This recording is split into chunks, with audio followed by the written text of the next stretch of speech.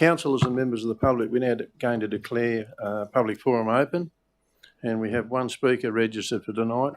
Her name is Susan Hanson, and I would like to call her to the podium to speak, please. Susan, I understand you want to speak on 8.2 Skywalk legal case.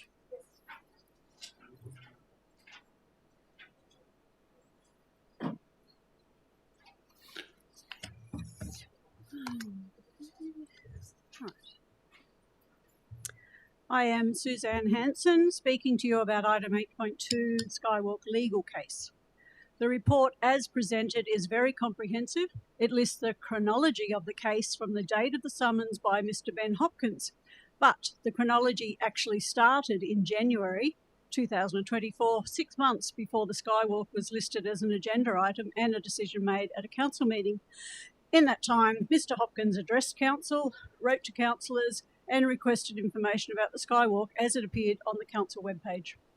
In the commentary on page 19 of this report, planning assessments to undertake the project were completed by council's expert consultants. So, something you might answer later, were those expert consultants current employees of council or consultants brought in at a further cost to the project? The project was assessed as infrastructure and therefore permitted without consent under State Environmental Planning Policy, the SEPP, so no development application was necessary.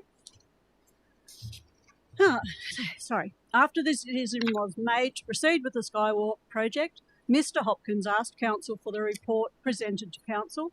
He was referred to Callum Fletcher, who was the project engineer at the time, but was informed that tender information was confidential. I went into the council hub to ask for the report for the Skywalk project. I was referred to Callum Fletcher and spoke to him on the phone. He said that no report was available at that time, as he would be negotiating with the firm awarded the tender for a month before paperwork would be finalised and a report available to the public. The review of environmental factors, the REF, for the Skywalk was only released online on the 10th of October 2024, 2 months following the approval. There is a 3-month limit to commencing a challenge to a decision in the Land and Environment Court. None of these dates were listed in the chronology, but it limited the time available for Mr. Hopkins to prepare a summons. I attended the hearing in Sydney on the 12th of June 2025. I noted that Mr. Hopkins was constantly interrupted mid-sentence and asked to clarify which page or document he was referring to. The lack of pagination was discussed at length by the lawyer for Urban Legal and Justice Payne. I thought that Justice Payne was being deliberately vague and pushing Mr. Hopkins into repeating the same arguments in his presentation. Mr. Hopkins is passionate about community land and use of reserves by everybody. He regularly volunteers on the walking tracks above the Marsupial Park and now on the riverbank. I checked the meaning of frivolous, which means silly, not important, and vexatious, which means to annoy or irritate. That was not his intention. I consider the use of Crown lands, community land, and public reserves very important to all of us in the community. These lands need to be protected while we still have them. This case was about transparency. Information requested before a decision was made could have avoided this drawn-out battle. Let's see, council has 9 law firms to represent them in any court case. None of them are local. There are several other cases to do with decisions made by council that are or have been before the court. Will there be a report for each court case published as an agenda item in a council meeting in the future, or was this a one-off occurrence? Thank you. Thank you, Suzanne, for your presentation. Councillors, that brings the end of public forum. We only had one speaker registered to speak, so I'll bring the public forum to a close, and I'll ask all those in the chamber to vacate the chamber because we'll be now closing and preparing for the council meeting. Thank you.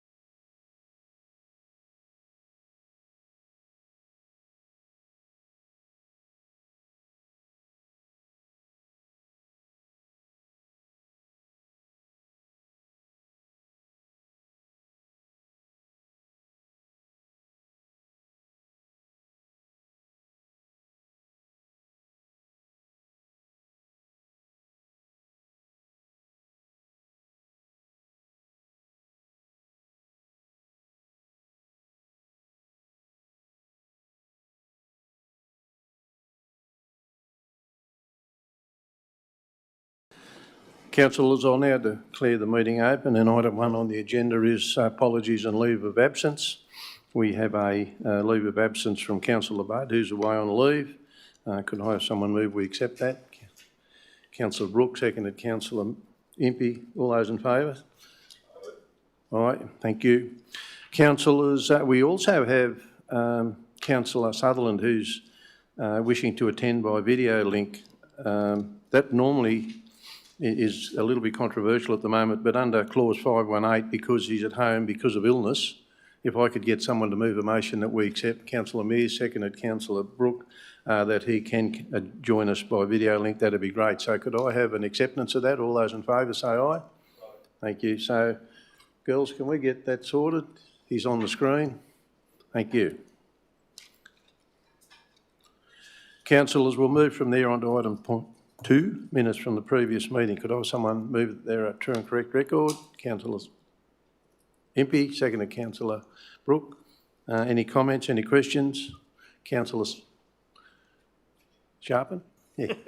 Yeah, just briefly, Mr Mayor. It is in the body of the report, but on the actual notice of motion, Yarramundi is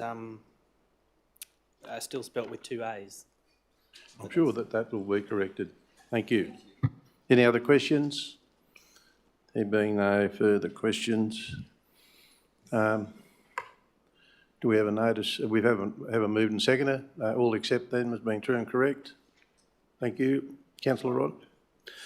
We move on to the next item. Disclosures of interest. Do we have any disclosures of interest tonight? There being no disclosures of interest, we'll move on to the mayoral minute. Item 4, there is no mayoral minute. We'll move on to item 5, notice of motion. There is a notice of motion printed in the business paper, and I've been respectfully requested by Councillor Mears that he withdraws that notice of motion for the time being for further work. So that's withdrawn. Thank you, Councillor Mears.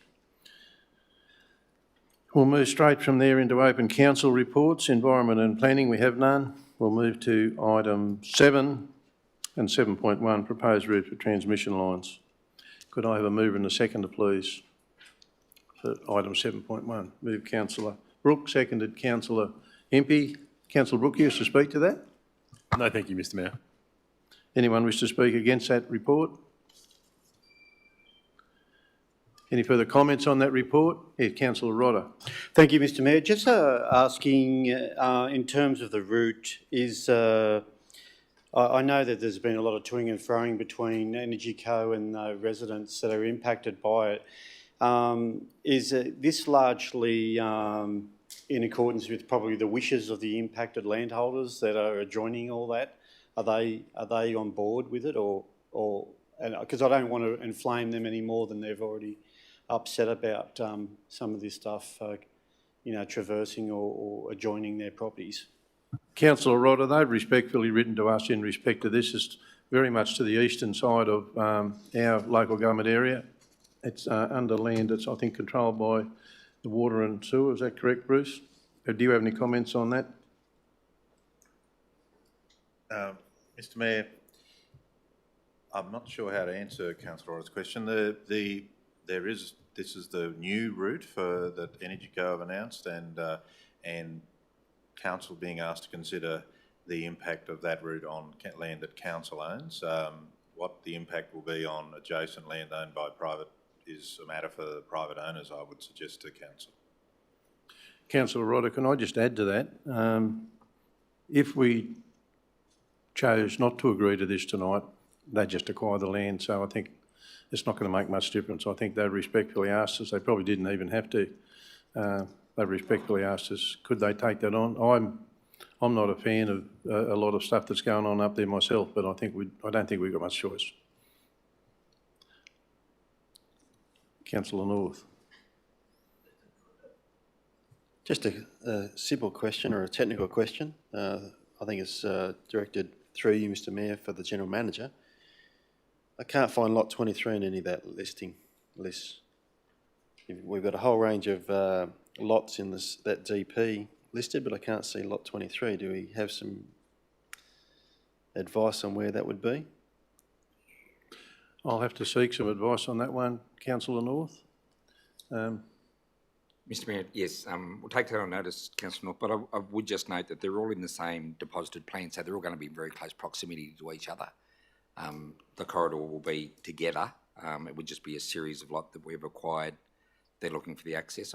Probably just to add to the question before from Councillor Roddo, I actually think this will probably facilitate better outcomes for landowners. I think they are genuinely trying to look down. They've got that very wide corridor that they've identified, and they're trying to narrow it down to have the most minimal impact on structures, homes, whatever else. So I think by giving them access to be able to go and explore the landscape to get an alignment that has the most minimal impact, I don't think anybody's still going to be happy about it, but at least it might run over the top of, farm sheds or homes or whatever, as it did originally with the proposed route out around our own Dungowan and so on. So I think facilitating them doing the investigation is probably a good thing.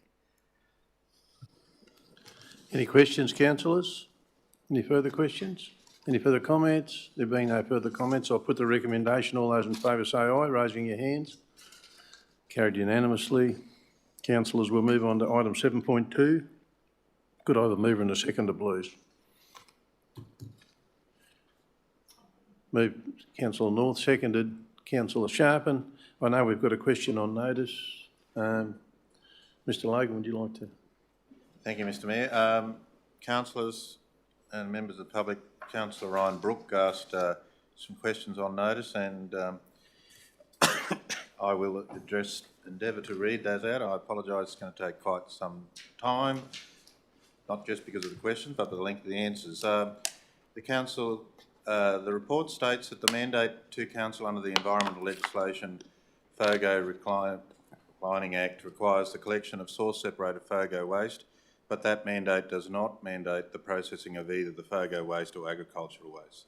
Considering the intention of the New South Wales Government's net zero plan to prevent organic waste entering landfill by 2030, if past 2030 industrial customers with high water-based feedstock waste, as outlined in the report, presented to the Forest Road facility to dispose of this waste, would we be able to accept this waste and place it in the landfill?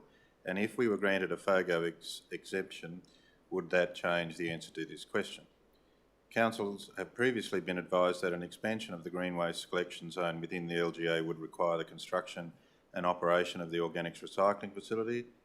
For consideration of this item, could any information be provided about the capacity of the current organics processing section of the Forest Road waste facility to cater for approved developments, both residential and commercial, and projected growth of Tamworth City and the organics waste this growth in population would produce?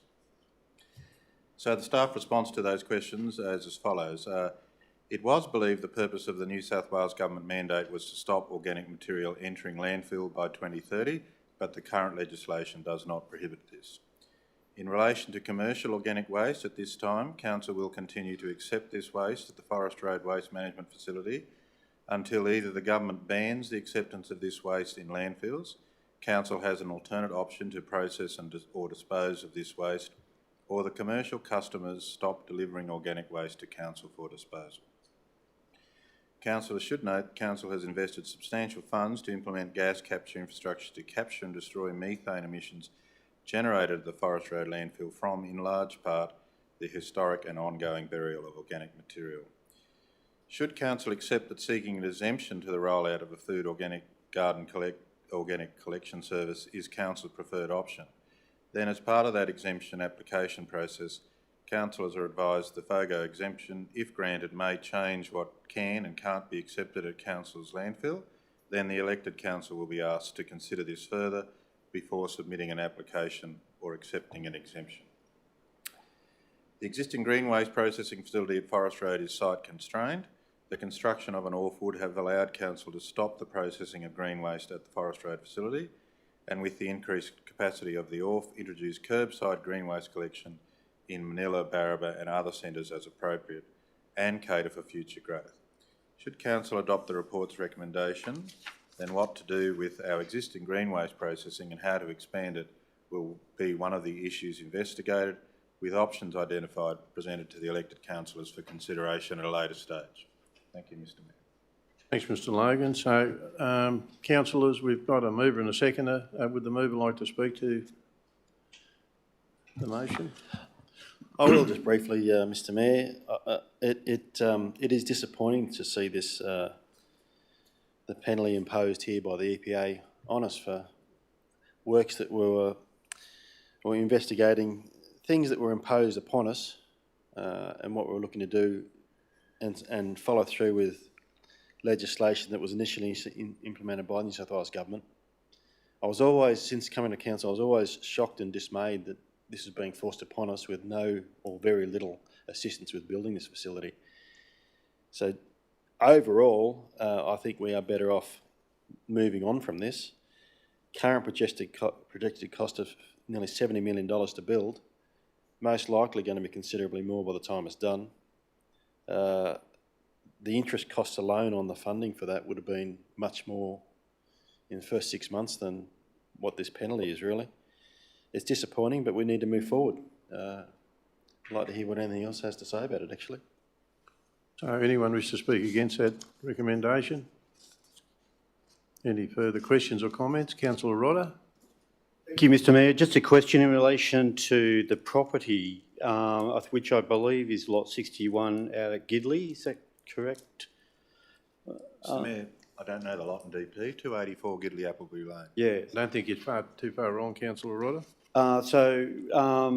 We obviously purchased that in 2019, and would it be obviously now sold to try and Councillor correct Rodder, this? I've got an answer for that, but I might ask Bruce, because it's owned by Water and Waste, to make comment. Councillor Rodder, that'll be an option that the council will consider. One of the options for expanding our green waste processing facility might be to move it out to that property. But indeed, as I say, once we come back to council with options, what are we going to do with that property long term will be one of those things that will be canvassed in that. Thank you. Further questions? Councillor Brooke? Thanks, Mr Mayor. I am disappointed to see this recommendation come to us. I've been vocal that I believe this is the second most important infrastructure build that I think we can undertake, second only to the water purification plant. Managing waste streams is a core function of local government, and the upside to such a facility would have been immense. I believe it would create an invaluable regional asset for us into the future if it did go ahead. However, I acknowledge that the current design of the facility isn't financially viable for council to construct and operate without appropriate funding as well, financial contributions from higher tiers of government. So I won't vote against this recommendation, but I remain very interested in what we do next, and I keenly await the report to find out what our next actions are in regards to organics processing. The needs for increased processing capacity doesn't go away and will continue to be an issue we need to address beyond 2030 and the FOGO mandate as Timor City grows. Further comments, councillors? There being no further comments, before I put the recommendation, I'd just like to make it abundantly clear to those that are spreading a bit of misinformation in the community that the $1.6 million is not coming out of council reserves as such. It was a part of a grant that was given to council to assist us move forward with this organics recycling facility.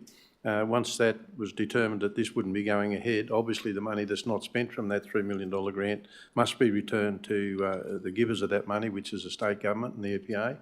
Bruce, I don't know whether you want to make any comments on that? Yeah, Mr Mayor. So councillors, we applied for a grant. We were given a $3 million grant. The funding was based on milestones, and we received $1.6 million in funding. And regardless of the council decision tonight, the EPA Trust, in their wisdom, has said that the project's taking too long and they need the money back. They're going to remove the grant from council, and we have to pay back the amount of money that has been paid to us by the grant, plus any interest on the unexpended portion of the grant that we have received. And that's what the resolution, the amount in the resolution is about. And that money will, as the Mayor's quite right, we got the money from the government. We'll now have to pay that back from our waste reserve, but the money went into the waste reserve and comes back out. So councillors, no further questions. I'll put the recommendation. All those in favour say aye. Carried unanimously. Councillors, will now move on to item 8, governance and strategy. 8.1, operational, where are we? Annual operational budget variation. Could I have a mover and a seconder? Moved Councillor Sharp and seconded Councillor Impey. Oh, sorry, Councillor Sutherland. Councillor Sharp, do you wish to speak to that? Anyone wish to speak against that report, the recommendation in that report? Any further comments on that report? Councillor Impey. Thanks, Mr Mayor. Just a little observation, as little as it may be, but important enough, that there is a $26,430 expenditure of money for rubbish and recycling bin stations in public areas in Manila. So I think it's worth noting that, because it's always nice to see money being spent in our towns and villages. Further comments, councillors? I'll put the motion. All those in favour of the motion, please raise their hand. Carried unanimously. Councillors, we'll move to 8.2, Skywalk legal case. Can I have a mover and a seconder to receive and note report, but could I have a mover and a seconder, please?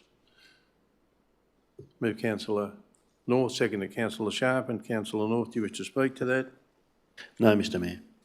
Anyone wish to speak against that report, being it only a receive and note? I'll put that report. All those in favour of that motion? Councillor Rodder. Thank you, Mr Mayor. I'd like to make some comments. Look, when I first read this recommendation, I thought it's wonderful that our council has embraced transparency and openness in the way that it catalogued every event and final cost of this particular matter. And I note that during public consultation, the Speaker also said that was this going to be a ongoing practice. And I certainly would support that, because I believe it is a wonderful precedent initiative by our council, cataloguing the costs of such action by either council against residents or businesses, or residents and businesses against council. I think in the interest of transparency and accountability, it is good that that we have that sort of information. And while I acknowledge that this is a receive and note report, I believe some of the impetus behind Mr Hopkins' decision to go to the Land Environment Court was that he felt council hadn't done its due diligence in terms of the environmental impacts, nor consulted with the community. There was no development application lodged, ultimately, which would permit members of the public to comment. And aerial images of the footprint of the Skywalk development has also shown that there has been environmental issues in that area. Councillor Rodder, I'll just remind you that the courts have made a decision on this, so just be careful on how you address it. Well, I'm just saying that that some of the probably justifications for why he did it were in good faith. On the other side of the coin, I found this recommendation unprecedented in my time as a councillor.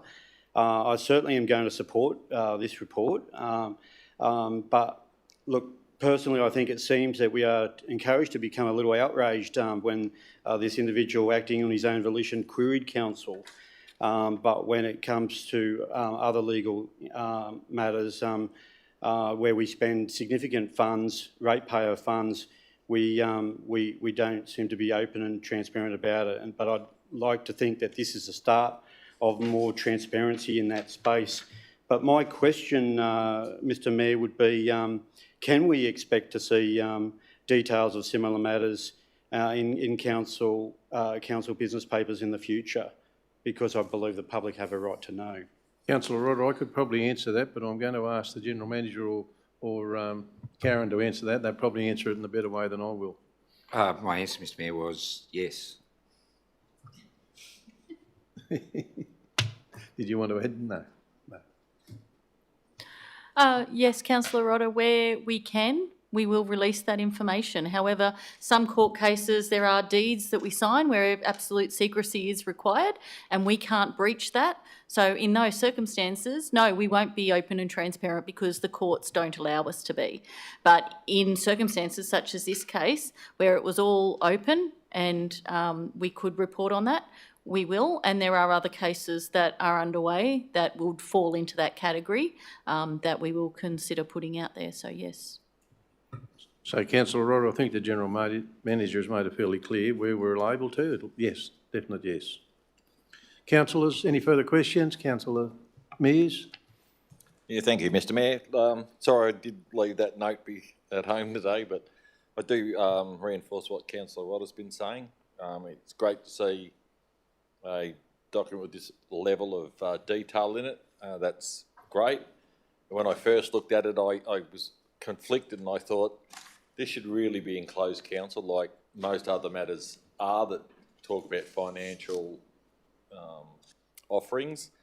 But yes, if this is a catalyst to, as the General Manager has pointed out, that more things will come out into open council, I think that's a good thing. Thank you. Further questions? There are no further questions. I'll put the motion before us to the vote. All those in favour, say aye. Aye. Carried unanimously. Councillors, we'll now move on to item 8.3, and we have a recommendation there. Could I have someone move and second that recommendation? 8.3, Councillor Brooke, seconded Councillor Impey. Councillor Brooke, you wish to speak to that? No, thank you, Mr Mayor. Anyone wish to speak against the motion there or the recommendation? Any comments, any questions? Councillor North, did you have a question? No.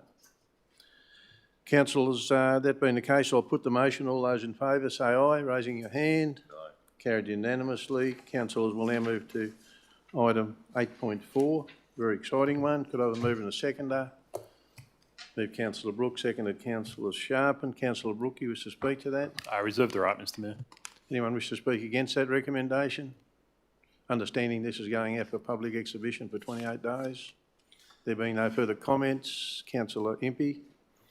Just a comment, yes, Mr Mayor. It's very nice to see that the Tamworth Region Performing Arts Centre and Cultural Precinct's mentioned in the report. I'd be very interested to see what comes of that and what comments we receive back from the community on their interest in such a piece of infrastructure. You reserved your right. You wish to say anything? Councillors, I'll just make a quick comment. I do believe the team under Peter Ross have done a fantastic job in working with the various stakeholders in this area and coming up with what they've come up with, but I'm really keen to see what the community feedback might be. So, councillors, I'll put the recommendation. All those in favour say aye. Carried unanimously. Councillors, will now move to item 8.5. Could I have a mover and a seconder? Move Councillor North, second to Councillor Impey. You wish to speak to that, Councillor North? I will briefly, Mr Mayor. I'm excited to see this initiative taking place, and I congratulate Councillor Sharpen for putting his hand up doing this. Sutherland, sorry. Councillor Sutherland. I think he represents our council in a fabulous way at these events, and his people, I guess you'd say, from the region. Three things. I think it highlights Tamworth's work being undertaken in this sphere. I think it keeps us at the forefront of moving forward further with that, and it allows us to contribute as a leader towards the state and the nation with Aboriginal welfare and all sorts of other issues there. I think we're becoming a leading local government identity with it, and I'm really stoked that Councillor Sutherland's been invited to go to this conference. So well done, and I look forward to hearing more about it when he gets back. Further comment? Oh, anyone wish to speak? Oh, anyone wish to speak against the recommendation there? Further comments, Councillor Impey? Thanks, Mr Mayor. Just another comment. For those who might not be aware, Councillor Sutherland is not only attending that event, he's also attending in an official capacity as a panellist on that New South Wales Closing the Gap gathering. So I think it's testament to the leadership and the skills that Councillor Sutherland has developed over his time in local government. I did know Councillor Sutherland before he started local government, and I think this type of situation and event may have been maybe something he may have been a little bit reserved in being involved with, but I think the skills that he's developed over the time in local government has certainly equipped him to take it further and to be involved in such events as this. So I applaud and congratulate Councillor Sutherland on that. Councillor Mears. Yeah, thank you, Mr Mayor. I'd just like to reinforce what Councillor Impey's been saying, and I'm very pleased to have Councillor Sutherland on our council. He was, as we know, the first Aboriginal man ever elected to the Tamworth Regional Council, and it was through his advocacy right from the beginning that we've initiated and pushed forward through the Closing the Gap strategy, and I believe that makes interesting reading that we were the first council, I think, in New South Wales, potentially Australia, to adopt that. I think that should be a very proud moment, not only for Councillor Sutherland's advocacy on it, but for the councillors sitting at the table as well, this council and the prior council, to recognise our traditional owners. And, you know, we can only step forward, move forward with community members and make this a greater place to live. Thank you. Further comments, councillors? There being no further comments, I'll just make one little one, and that is well done, Councillor Sutherland. I think it's good to see you've been chosen as a panellist. You've certainly put the spotlight on Tamworth in this space, and we're certainly spoken about it in many different forums across the nation. So thanks for what you do. I'll put the recommendation. All those in favour say aye. Carried unanimously. Councillors will now go to 8.6. Could I have a mover? 8.6, Councillor Sharp, and seconded Councillor Mears. Councillor Sharp, and you want to speak to that? No, thanks, I reserve the right. Anyone wish to speak against that recommendation? Any questions on that recommendation? Councillor Rodder. Thank you, Mr Mayor. Look, it does look at, certainly I pulled out the November quarterly, well, sorry, the 30th of September quarterly statement that we that was presented to the last November meeting last year, and then of course this one, and it does look like our position is worsening. Of concern was obviously remediation or replacement of Ray Walsh House. Nothing there. Development of future stages of the Tamworth Global Gateway Park, or expansion of entertainment venues such as probably ALEC. What is, in light of that, what is likely to happen to the TWGP? Would it be potentially better if we started selling off chunks of that to developers to exploit, rather than actually us trying to be the developer? Just a second. Another concern that I think I had was it doesn't seem, when I look at the quarterly budget statements, it doesn't appear that the 36.3% rate increase is actually materially improving council's financial position as it was intended to. And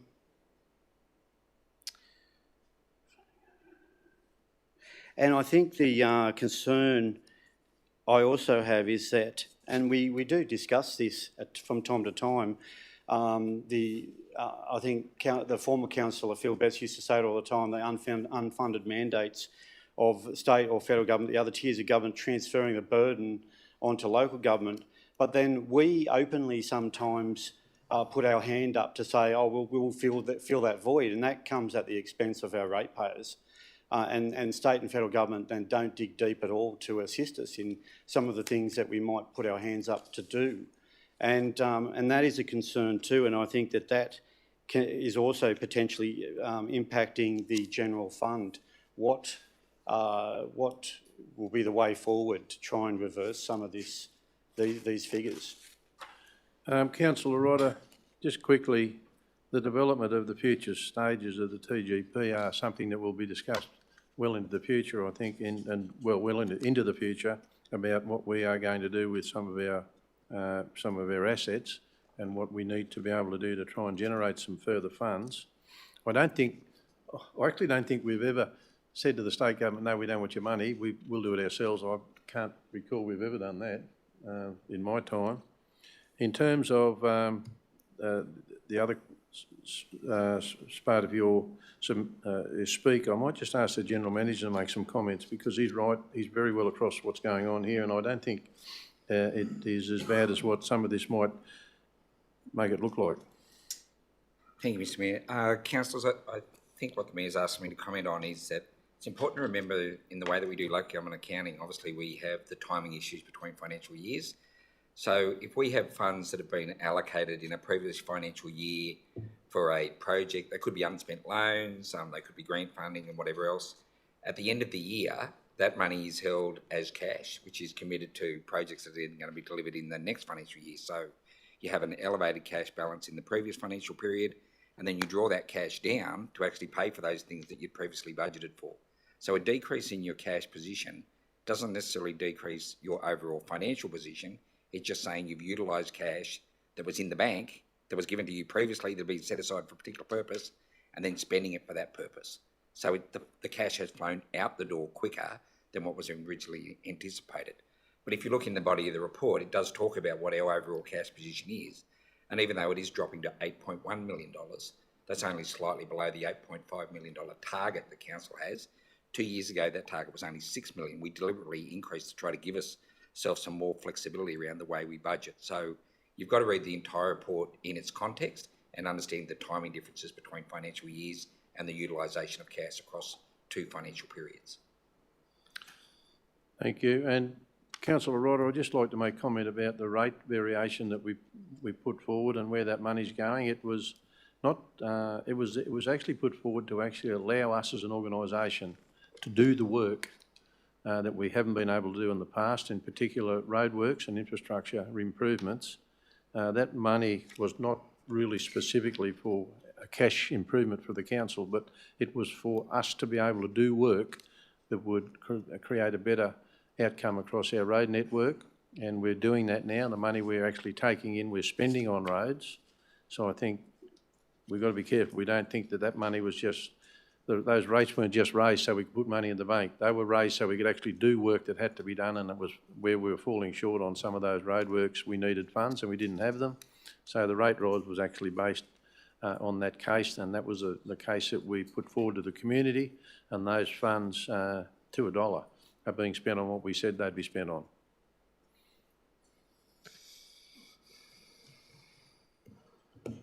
Sorry, Mr. Mayor, I just wanted to clarify. I didn't have a problem with grant funding from the state or federal government. It was, I think that moving forward, we need to be very careful if a state government or federal government offers a grant, and inevitably it could be potentially you've got to match it with dollar for dollar.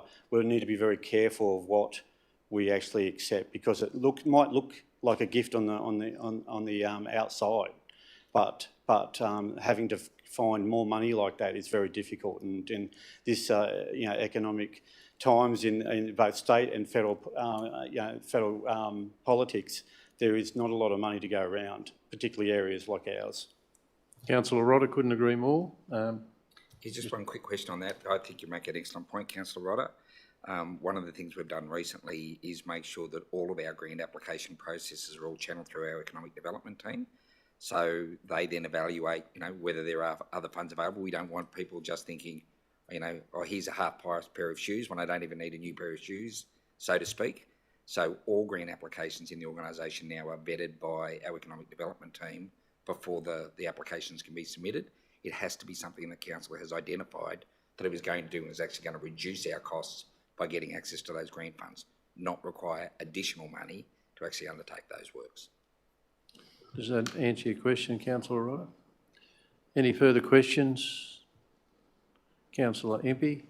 Yeah, Mr Mayor, just a little pick-up. You mentioned 8.6 is this item. Of course, you are correct, but I think at least what we're all reading, it mentions 9.6. So it's just a little bit of a pick-up there that I think it should be 8.6. Further comments, councillors? There being no further comments, I'll put the recommendation. All those in favour say aye. Carried unanimously. Councillors, that takes us to the end of governance and strategy. We have no reports in community services. We now move to item 10, which is reports to be considered in closed council. I'd ask for a motion to move into closed council, please. Councillor Mears, seconded Councillor North. All those in favour say aye. We'll now move into closed council. Yes, nobody applied for that. Has anyone asked for a...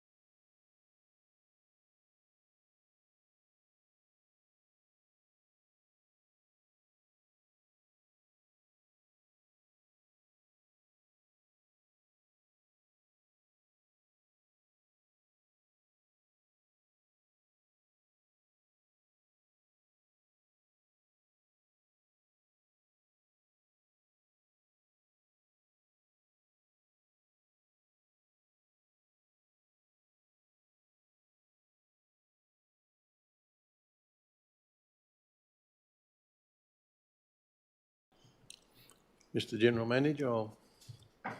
Thank you, Mr Mayor. Councillor, this is the report from the closed session of the ordinary council meeting held on the 24th of February 2026.